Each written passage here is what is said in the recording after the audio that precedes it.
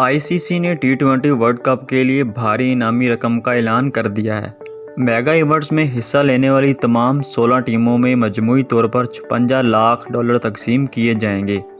Tournament की फातह team $16 lakh वसूल करेगी, जो कि पाकिस्तानी करेंसी में तकरीबन 27 करोड़ 2 लाख रुपए बनते हैं, जबकि रनर अप साइड को $8 लाख दिए जाएंगे, जो कि पाकिस्तानी करेंसी में तकरीबन 13 करोड़ 66 लाख रुपए बनते हैं।